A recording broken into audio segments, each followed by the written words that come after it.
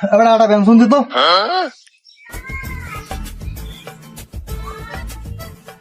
এবার তুই যে বিড়িছে তোর পিছনে বাহিছে আর তোর হিসাব দেখছো, তুই তোর খাতাটা দেখ খারাপ।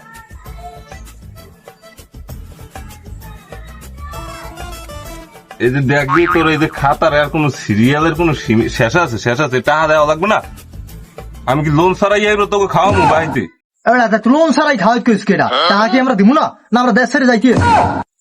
তুই আগে এই যে পিছনের এই যে বাহি খাইছে 1525 দিবি, এবার নতুন করে বাহি পাবি, এছাড়া এক পয়সাও বাহি পাবি না। এবারা বিড়ি দিলে দিবি, না দিলে কই দিবি। আর না ওই বাড়িটা তোর উঠো না, ওই বাড়িটা আমি তোর দিব না। যা, তুই পারলে কি করে করিস। আচ্ছা তুই যা, তোর টাকা কেমন উঠান লাগে হ্যাঁ আমি পাবো আনে, সময় মতো টের পাবি আনে। তুই এবার বাহি দেওয়া নাই, বিড়ি চাইছি বিড়ি দেওয়া নাই, তোর ব্যবস্থা আমি করতে আছি। যে যে এলাকায় পোলা পানা আছে সবটি না কই দিমু, দেওয়ার দোকানে বাহি খেবি না, ওই টাকা ঠা যা পাইবে দিবি না। ওই ভাইয়া খবর শুনছে কি? ওই ভাইয়া সাবির ভাই তো বড় একটা কাহিনী ফেললে। কাহিনী করছে আমি বেন্নে কাল যে বিড়ি চাইছি, বিড়ি দেয় না আমারে কয় যে বাহি মেরিতে বিড়ি মেরি দিব না। ওই হাওয়ার বাবা তো বেঁধে গেলে আমার লাগে একই কাহিনী করছে। আমরা তাহলে একটা কাম করি, ওর দোকানে সাইড ধরো, তোমার বাড়ি যে ঠা পাইবে একটাও তুমি নরে, আর যে আমি হাও থামাই দিই। হ্যাঁ হ্যাঁ থামাই তুমি, কই তুমি না কই তুমি যে ওর দোকান যে বাই খাবি না। দেই ও কি করে।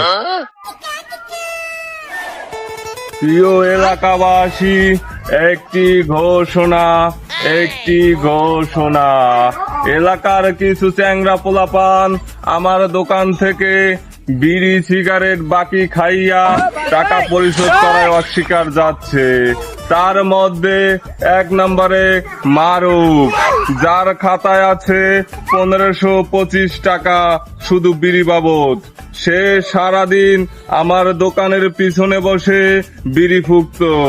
তারপরে আছে রেজাউল করিম বাদশা, যার খাতায় আছে 670 টাকা, তাও শুধু বিড়ি বাবদ।